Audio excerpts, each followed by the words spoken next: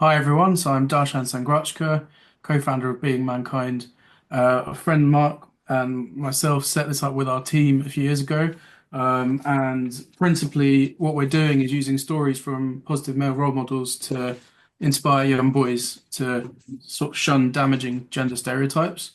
Our aim is to kind of use those stories rather than lecturing of how you should behave, how you should think, etc., is to open eyes through loads of diverse stories from positive male role models and get young boys to kind of understand how to be kind and confident in themselves and for those around them.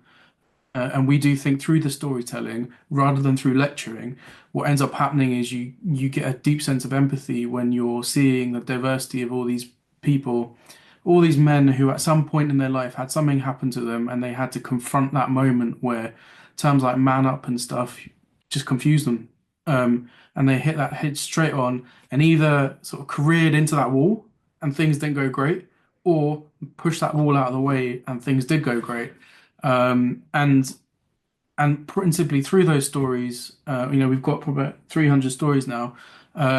What we've done is we've developed KS2, so 9 to 11-year-olds, and KS3, 11 plus, PHSE or morning assembly lesson plans that teachers can download for free, and they do. And what we do is the way we fund this is every book that someone buys, and anyone, this is for everyone. One of our biggest customers works in a bank and he just keeps buying them for his colleagues. But when we designed the book, we wanted it so that people want to steal it. And that did happen initially. That was great. And for everyone that's bought, we give one away to a school, and it helps fund our programs. But for every state school that downloads the programs, they can also request a free book directly. So that's how we distribute. Um, and through these stories, what we found with these young boys, it's not the classes, the lesson plans aren't just for boys, by the way. We find in this situation, the way we've designed it, and it was co-created with young people and teachers, that they tend to approach topics together and discuss and at a young age and start sort of delving deeper into the core topics: empathy, compassion, confidence, respect, all the kinds of thing that we want humans to grow into, right? And they start exploring that stuff and start to feel, and then that creates a kind of catalytic effect, which we find is really great when it does happen. Our programs have also been used in prisons. I've delivered the sessions myself. So we do go into schools, we do give talks, we do give sessions, but we've designed this to be distributed in a way that any teacher can download, use, and also ask us for help and feedback to how best to approach it. But yeah, we've done it in prisons, we've done it in companies, we've done it in schools. And it's amazing when you don't lecture and you just tell the stories and you explore the stories and you break them down, how these young people just approach stuff and look at it because they're not being told for once how to behave. They're not being told that, they've done something wrong. They're not being told that they should behave in a certain way. They're just being shown real life.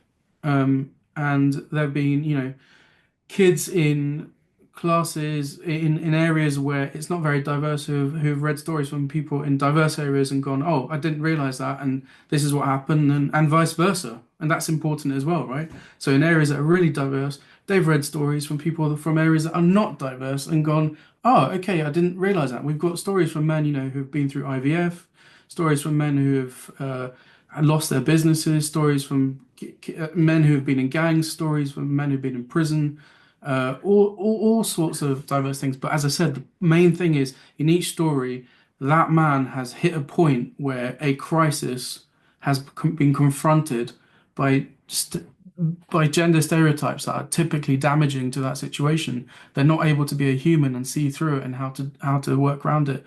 And so in these classes with these boys and girls, what we're seeing is kind of a development where they're learning to be healthy to themselves, but healthy to those around them at an early age. And that's exciting because that's what we want in society, right? People that understand themselves, who don't keep asking the same questions about what it is to be a man, etc. They're just being themselves. And as Mike said, there are 4 billion versions of a man. Let each kid define themselves, but within those guardrails. Be confident, but be kind. Be empathetic, be compassionate, but to yourselves and those around you. So Yeah, that's great, and we'd encourage you to go to our website, beingmankind.org. Um, .com is there on the thing, but it also redirects to .org. Check it out.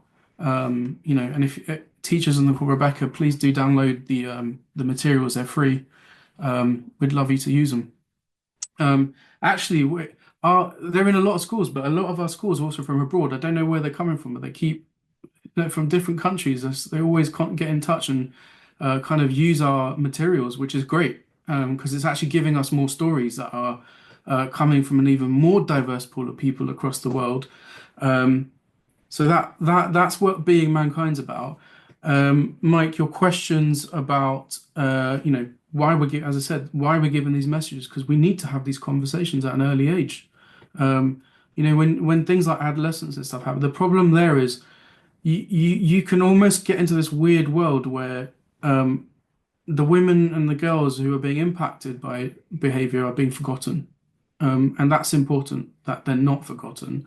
And it's important that we don't design stuff that doesn't blame anyone, but gets them to understand themselves so that they don't end up feeling like a victim, because that's what Andrew Tate, etc., are telling them that they are. They are victims and they're getting angry about that. And as Mike said, boys are being told things that kind of put them in a position where even when they haven't done anything wrong, they feel like they have. And we don't need to be in that space. So yeah, which messages do we think are harmful for boys? I think it's a spectrum. It's not black and white. It's a combination of saying, the world has done you wrong and you deserve better, because when at that young age, we're not telling them they deserve better. We're helping them design that better world for themselves. And on the flip side, lecturing, telling them that toxic masculinity exists, centering this around Andrew Tate is relevant if we want to make him irrelevant, right? We're giving him too much power, and so are our social media algorithms. The boys we talk to, the ones that are really angry about certain things, when they do learn from him, and he's not the only one, they're almost being pushed these messages, and they didn't start off angry; they became angry. So it's all manufactured, you know. And if you look back at some research in 2018, which Facebook did themselves and then didn't reference again, 64% of people that join hate groups on Facebook did so because the algorithm recommended that group to them. So imagine it now, all these years later, but imagine it for young people on Instagram, TikTok, etc. Same things are happening. So I think it's a spectrum. Stop making everyone feel like the world hates them, and stop kind of forgetting the women and the girls in this whole story. That's really important as well, because if you really want to understand yourselves, you need to understand yourself in the context of those around you, and that's cool. 50% of people are going to be girls, right?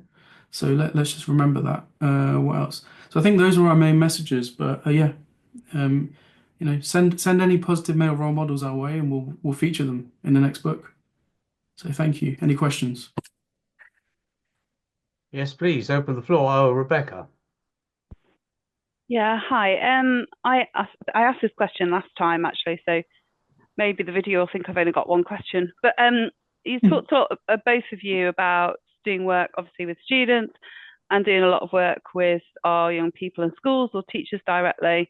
But obviously, young people spend a lot of time at home with parents who don't necessarily maybe share the message or understand Yeah. the same message. And it's just to see sort of what work you also did with parents and whether that was equally as accepted.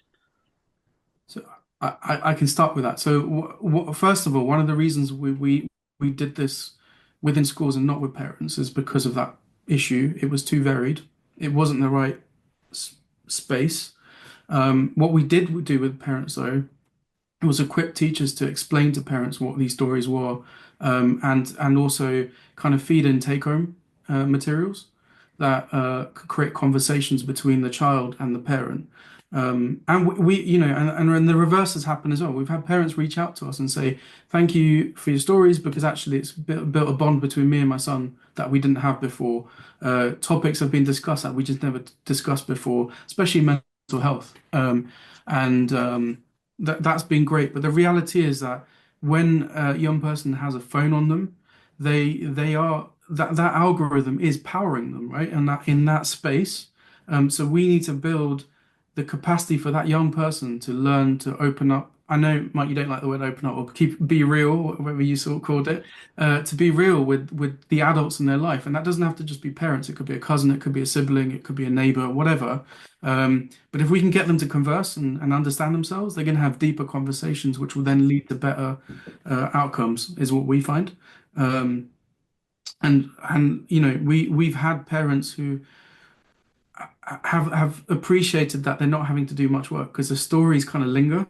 What we find is often a child will go through a story and then they will they will often build connections between all the stories, and then that is in their head the whole time, which is then propelling conversations maybe 6, 7, 8 weeks ahead of time in the future. So that's where we come at it from the parenting side, that we want to create a kind of almost like a Catherine's wheel of like flies off and then it's at home and the kids talking to the parent about the stories. Yeah, we do run parental support sessions as well. So we offer a 75-minute parental support session. That's for every parent connected to the school, every parent, every carer. The way we do it is it's only our ex-teachers that deliver our staff training. It's only our parents that deliver our parental sessions. And we come at it from a very, very kind of sympathetic point of view. So parents are non-digital natives trying to parent a generation of digital natives.